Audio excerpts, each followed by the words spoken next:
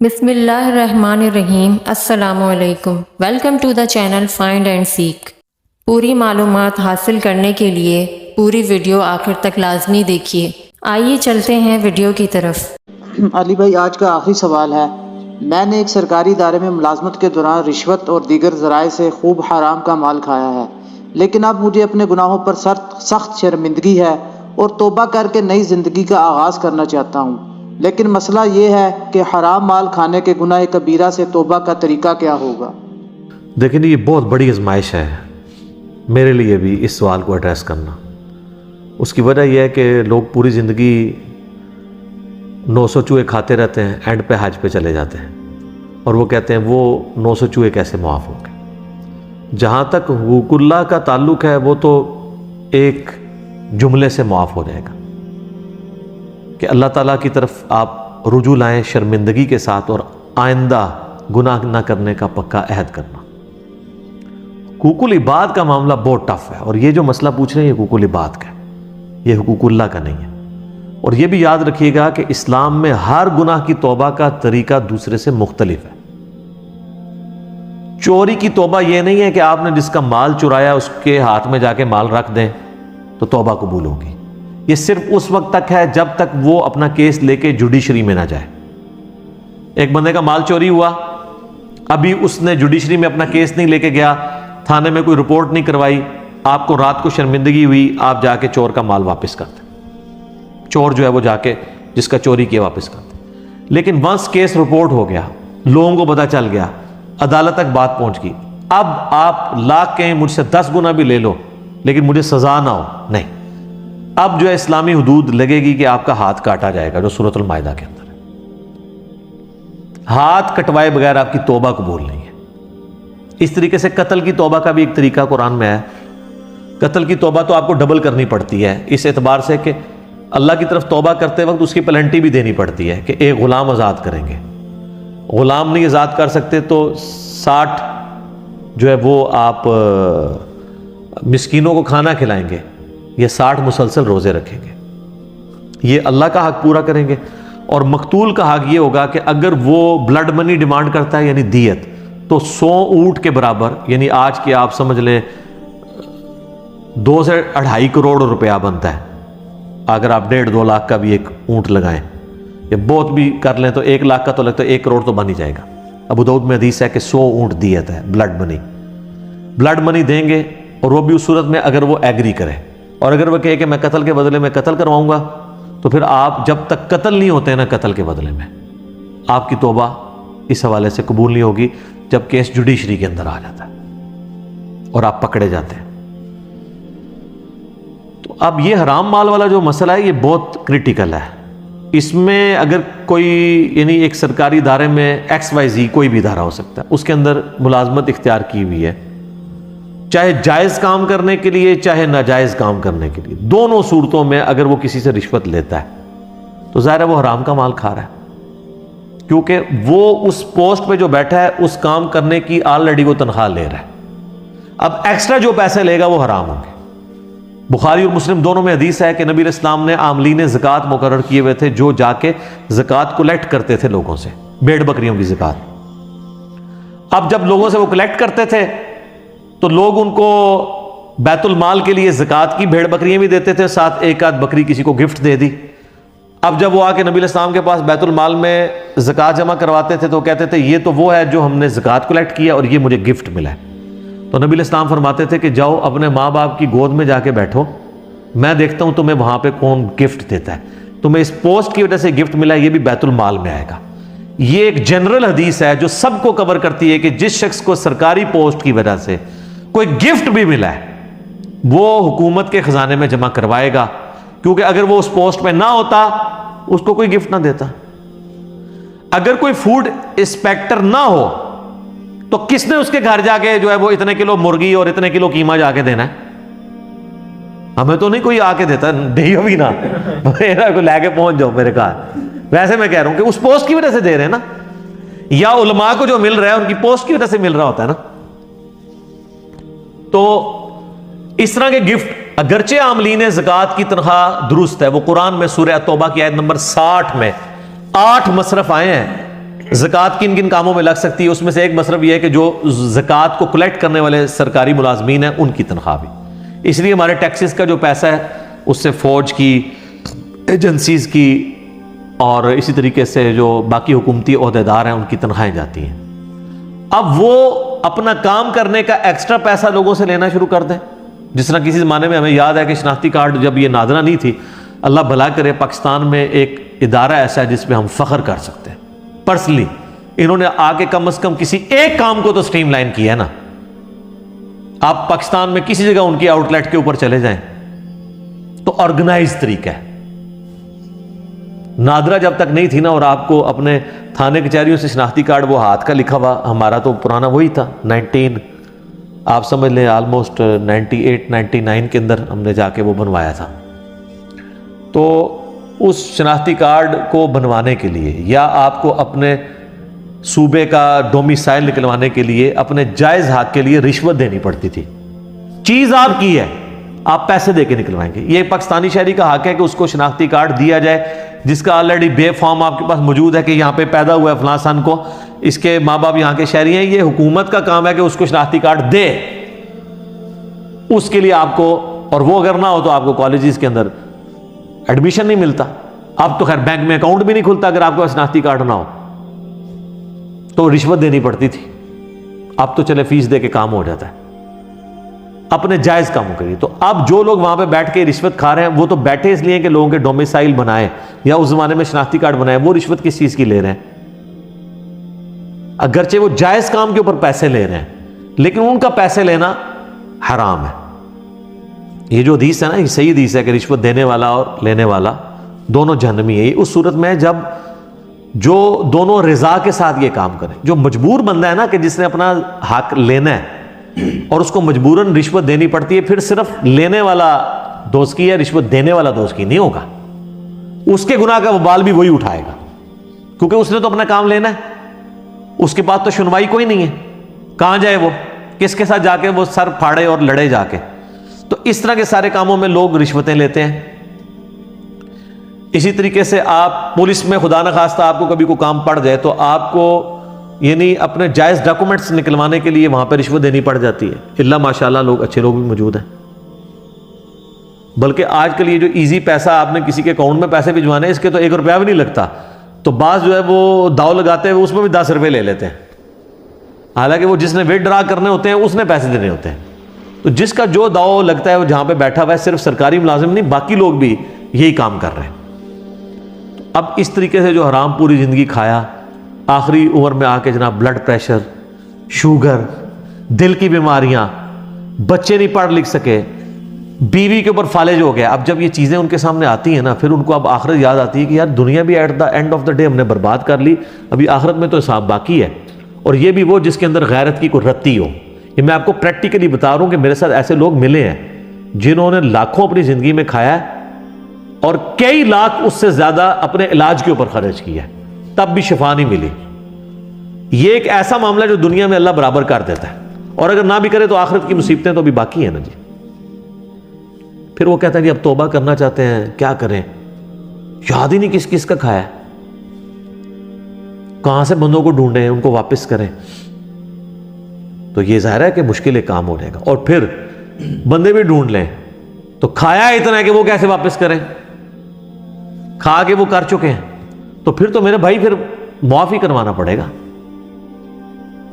دنیا میں نہیں ہوگا تو آخرت میں تو پھر بڑے عجیب و غریب طریقے سے معاف ہونا ہے۔ وہ صحیح مسلم میں حدیث ہے کہ دنیا میں کسی نے کسی کا حق دبایا تھا، کسی کو ناجائز مارا تھا، یا کسی کو دھمکی دی تھی، یا کسی کے ساتھ مار پیٹ والا معاملہ کیا تھا، گالی گلوچ والا معاملہ کیا تھا، تو وہ لوگ حق لینے کے لیے اللہ کی بارگاہ میں آئیں گے، اور انسان پہاڑوں نیکیوں کے ساتھ اللہ کی بارگاہ میں ہوگا۔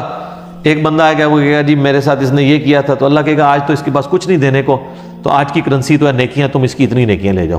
کرتے کرتے اس کی ساری نیکیاں ختم ہو جائیں گی، ابھی بھی لوگ باقی ہوں گے جنہوں نے حق لینا ہوگا۔ اب وہ کہیں گے اللہ نیکیاں تو ختم ہوگی، اللہ کہے گا اب پھر یہ ہے کہ تمہارے گناہ اس کے کھاتے میں ڈالتا ہوں، تمہارے گناہ کام کرنا ہے۔ وہ لوگ جنت میں چلے جائیں گے جو مظلومین ہوں گے، اور جو حاجی نوازی صاحب ہیں ان کو اوندھا منہ کر کے دوزخ میں ڈال دیا جائے گا۔ یہ سر صحیح مسلم ہے، یہ کہانی شریف نہیں ہے، یہ بہت سینسٹیو ایشو ہے۔ اس طریقے سے بعض لوگوں کا سورس آف انکم ہوتا ہی 100% حرام ہے، جیسے جنید جمشید صاحب کے ساتھ ہوا تھا. آپ کو پتا ہے نا، جب انہوں نے اپنی لائف بدلی ہے تو ان کے لیے مصیبت کھڑی ہو گئی تھی. میں تو سارا کمائی جتنی اس کا ڈومیننٹ پورشن ہے وہ تو میں نے یعنی گانوں کے ذریعے ہی کیا ہے. تو وہ خود بتاتے ہیں، تقی عثمانی صاحب کے پاس گئے کہ سر کوئی اس کا حل نکالیں. ویسے فقہ حنفی والے تو ایکسپرٹ ہیں حل نکالنے میں، حل کوئی نہ کوئی نکال لیں گے. معلوم انہوں نے اپنی جگہ ایک اجتہاد کیا، یہ اجتہاد ہی ہے، ظاہر ہے اس کے اوپر ہم دلیل تو ہمارے پاس کوئی نہیں ہے.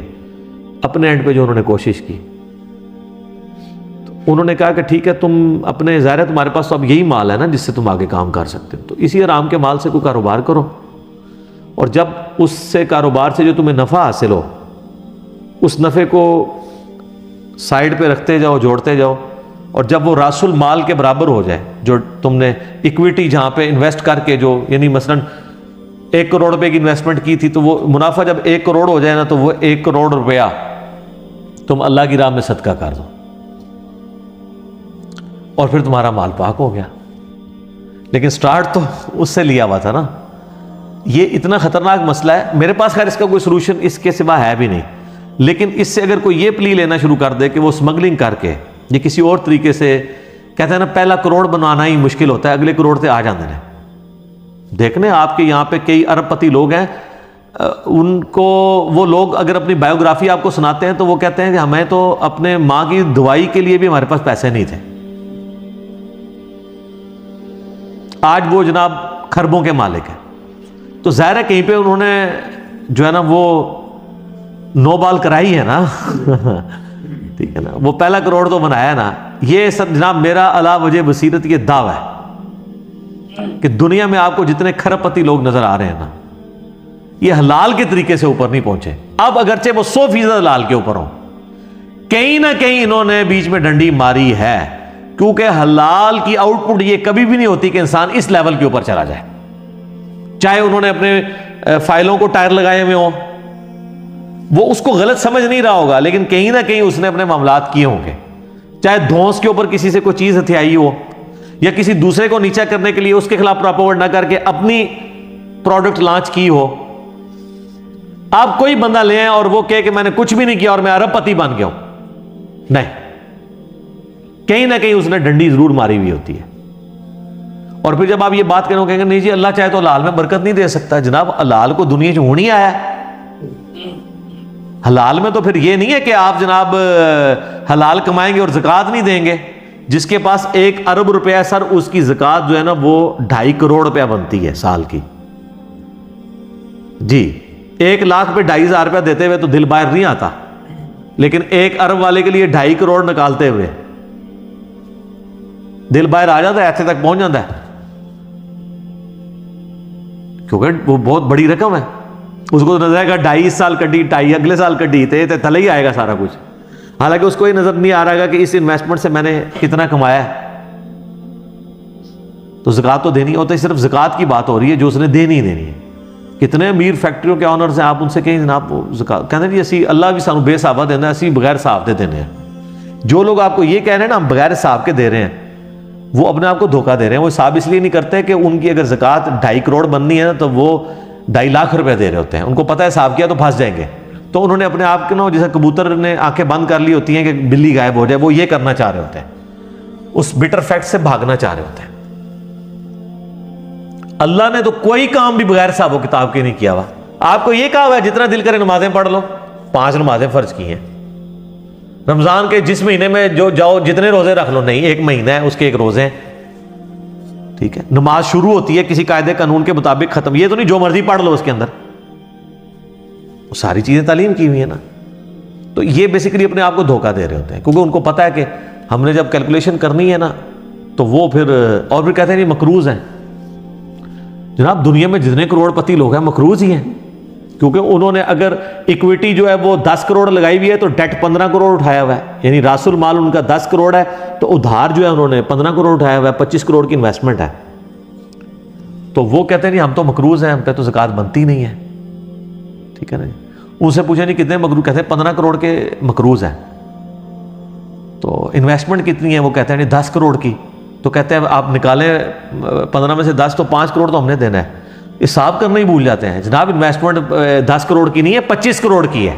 25 کروڑ میں سے آپ نے 15 کروڑ نکالنا ہے اپنے ادھار والا، تو 10 کروڑ کی آپ نے زکات دینی ہے.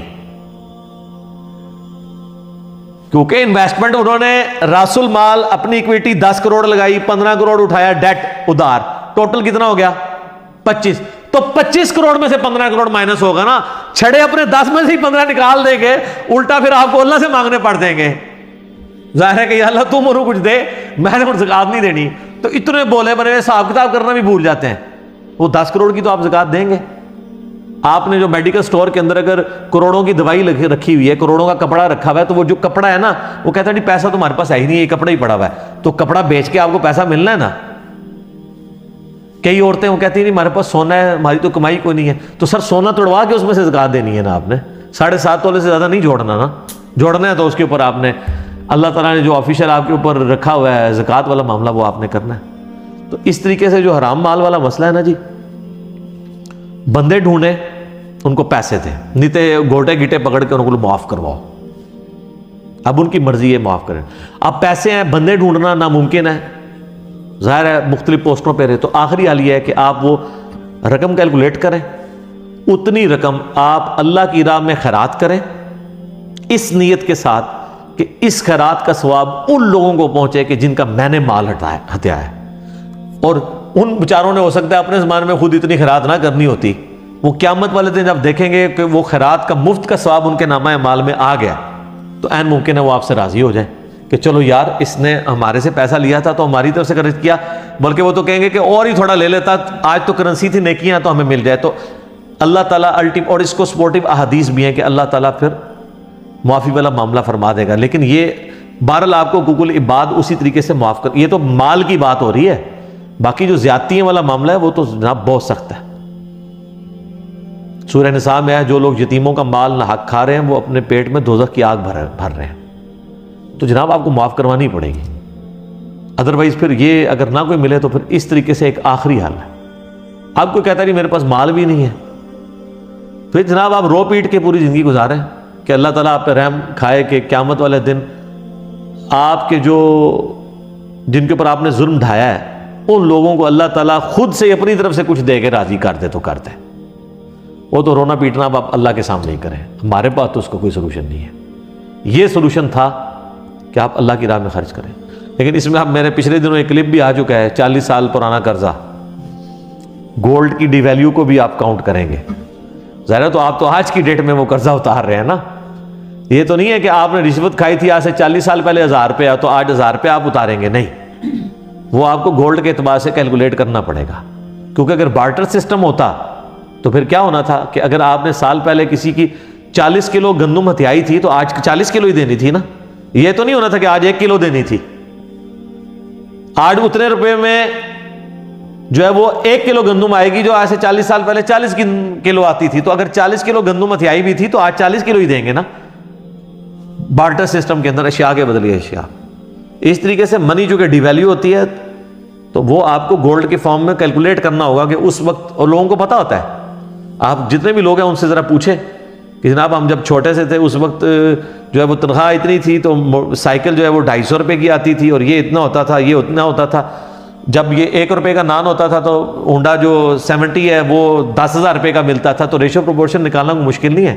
اور آج کل تو گوگل حافظہ اللہ میں آپ لکھیں اور وہ آپ کو بتا دے گا. آپ 50 سال پرانا بھی ریٹ نکالیں نا گولڈ کا، وہ آپ کو اس طرح بتائے گا. آپ لکھیں ڈالر اور روپے کی جو قدر کا فرق ہے 1947 سے ابھی تک آپ کو دے دے گا کہ اس وقت جناب ڈالر اتنے کا تھا، 4 روپے کا ڈالر تھا، جو آج ڈالر 163 روپے کا ہو چکا ہے. 1960 میں کسی کے پیسے کھائیں تو ڈالر کے ساتھ ریشو، اور ڈالر تک آپ پہنچ گئے تو آپ گولڈ تک پہنچ گئے. وہ آپ میرا کلپ دیکھ لیں. یہ پوری بینکنگ کی سازش جو ہوئی ہے، ڈالر انہوں نے لانچ کر دیا، گولڈ آپ کا ہتھیار کے اپنے پاس رکھا ہوا ہے انہوں نے، تاکہ جس وقت چاہیں آپ کی گھیچی مروڑ دیں. دنیا کی اکانومی ان کے پاس ہے. تو اس طرح کے گناہوں سے پھر توبہ کا طریقہ یہی ہوگا، اور تو کوئی آپ کے پاس حل نہیں ہے. بہر اللہ کا شکر ہے کسی کو موت سے پہلے یہ خیال آ جائے کہ اس نے توبہ بھی کرنی ہے، یہ بھی اللہ کی رحمت ہی ہے. ورنہ پوری زندگی کسی کو خیال ہی نہیں آتا کہ اس نے توبہ کرنی بھی ہے. اور اسی طریقے سے آخرت کی زندگی میں انسان پہنچ جاتا ہے. دیکھیں جنید جمشید صاحب نے جب یہ اپنی لائف چھوڑی تھی تو ان کے ساتھ اور لوگ بھی تو تھے نا. اور آج کی ڈیٹ میں تو ہم کہہ سکتے ہیں کہ جنید جمشید صاحب فوت بھی ہو چکے ہیں. انہوں نے دیکھ بھی لیا ہے کہ ایک وہ بندہ جس کے پاس سب کچھ ٹھیک تھا, دین کا کام بھی کر رہا تھا, اسے فوت نہیں ہونا چاہیے تھا, لیکن اللہ کے فیصلے تو اپنے. فوت ہو گیا نا. فوت ہونے کے بعد بھی کتنے لوگوں نے عبرت پکڑی ہے, اکا دکا نے پکڑی ہے. ابرار الحق نے بعد میں داڑھی رکھ لی ہے, کافی غمگین ہوا, اور کچھ لوگ ہیں, لیکن میجارٹی لوگ تو اسی طریقے سے ہی چل رہے ہیں ویسے ہی. ایئر کریش کا سننے کے بعد ایٹ لیسٹ جو ایئر کریش میں 2-4 بندے بچ جاتے ہیں وہی توبہ کر لیں. یہ جن کے مر گئے تھے وہ مرنے کے بعد توبہ کر لیں. ان کے پچھلے جو ہیں کہ یار یہ تو اسی طریقے سے تھا. توبہ کیا کر رہے ہیں, وہ 5 کروڑ روپیہ نکلا ہے. یہ جو فلائٹ گری تھی رمضان کے اندر, کتنے دعوے دار مسلمان پیدا ہو گئے. اندازہ کریں اتنا بڑا حادثہ کسی نے دیکھا ہوا ہے اور 4-5 دعوے دار پیدا ہو گئے کہ ہمارے پیسے ہیں. اس کا مطلب ہے کوئی فرق. تو لہٰذا میں نے جو جملہ بولا تھا نا کہ ایئر کریش میں جو لوگ جاتے ہیں وہ وہاں مرے ہوئے لوگوں کو پانی پلانے نہیں جاتے ہیں. ان کو بھی پتہ ہے کہ وہاں پہ ہڈیاں بھی نہیں ملنی ہیں, وہ جا کے ان کے زیورات اور پیسے لوٹنے کے لیے جاتے ہیں. جی ہاں اسلامی بھائی, مسلمان بھائی, تو ریالٹی ہے یہ. اگر کوئی کہتا ہے نہیں جی اس سے ہمارے ایک ملک و قوم کے امیج کو نقصان پہنچ رہا ہے, تو یہ سرخی پاؤڈر آپ خود لگاتے رہیں, پوری قوم کو, پوری دنیا کو پتہ ہے کہ ہم کیا ہیں. باقی جی اللہ تعالیٰ ہمیں حرام مال سے بچائے, حلال کے اوپر قناعت نصیب کرے, اس کی برکتیں عطا فرمائے. اور اگر کسی نے اپنی زندگی میں ایسا کیا ہے تو وہ اب رجوع اللہ لے کے آئے, اور جن لوگوں کا حق غصب کیا ہے ان سے معافی کروائے اور ان کو مال دے. خالی کھلی معافی کروانے سے نہیں ہے, مال دے. اس طرح لوگ پوچھ رہے ہوتے ہیں کہ جی ہمارے والد صاحب ہماری بہنوں کو جداد میں نہیں دے کے گئے ہیں تو ہم دیں. بالکل دیں آپ, تاکہ آپ کے باپ کو دوزخ کی آگ سے بچا لیا جائے. یہ نہ کہیں کہ وہ تو اپنے اعمال خود بھگتیں گے. تو یہ مال جو آپ لے کے تو اس کے اوپر عیاشی کر رہے ہیں, اس باپ کے مال پہ آپ عیاشی کرنے کے لیے تو تیار ہیں, اس باپ کو دوزخ کی آگ سے بچانے کے لیے تیار نہیں ہے. اس مال کے ذریعے جو آپ نے نہیں تھا کمایا, آپ کو وراثت میں ملے اپنے باپ کی وجہ سے, اس باپ کو چند پیسے اس میں سے دے کے اس کو آگ سے بچانے کے لیے تیار نہیں ہے. یا آپ نے تو نہیں مال کمایا, اس مال میں سے اپنی بہنوں کو دینے کے لیے تیار نہیں ہے. سوچنے کی ضرورت ہے.